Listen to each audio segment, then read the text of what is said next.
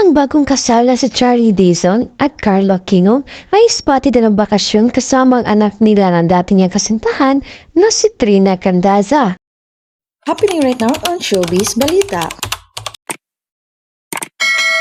Isinare na nga ng aktor na si Carlo Aquino sa kanyang IG stories ang kanyang pictures ng kanyang asawa na si Charlie Dizon habang kasama nila ang ilang mga kaibigan. Pero ang pumukaw ngayon sa mga netizens ay ang batang karga-karga nito. Ilang hula ng mga netizens ay baka nga raw ay si Bibi Mithi ang kasama nila sa kanilang bakasyon na anak ni Carlo sa kanyang dating nobya na si Trina Candaza. Sa panayam ni Trina dati ay hiling niya kay Carlo na sana kung hiramin sa kanya si Bibi Mithi ay for quality time together. Sana ay sila lang at hindi yung may mga kasama pang iba. Matatandaan magkarelasyon sina Trina at Carlo noong 2019 at nagkahiwalay pagsapit ng 2022. Pero ngayon, kasal na si Carlo at Charlie, hula tuloy ng mga netizens ay si Bibi Mithi na nga ang batang karga-karga ni Charlie na nakataliko dito. Pero bagong lumabas ang mga kuhang litrato na karga-karga na nga ni Charlie si Bibi Mithi, ay na-share na rin ni Carlo sa kanyang IG stories ang mga kuhang litrato sa mga magkaibigan nito sa kanilang bakasyon. Kaya ngayon, hinangaan si Charlie ng mga netizens sa pagiging call stiff mom ito at nakabanding na nila si Mithi.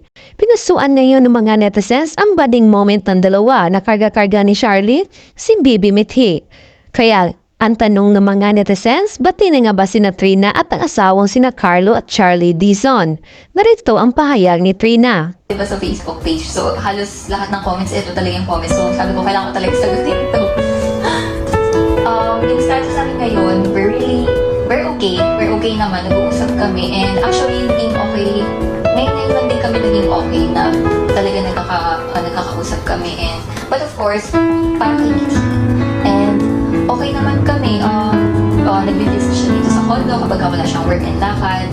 Stay siya a few hours, nagpapag-kiki and nagmamall din kami. Together, kaming family. So, ayun, parang kakain lang and then dinadala si Mrs. sa Kitsunan. Then, ayun, video call if busy siya, if nasa work or nasa ibang country. So, ayun.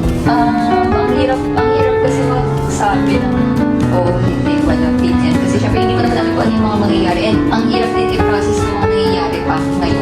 Medyo natatanggap na, pero syempre pinaprocess pa, nag-a-adjust pa. So, hindi ko alam pero syempre hindi naman di ko close yung doors kasi meron kaming anak. But I think masaya naman na siya ngayon. So, okay na rin siguro yung ganito. At least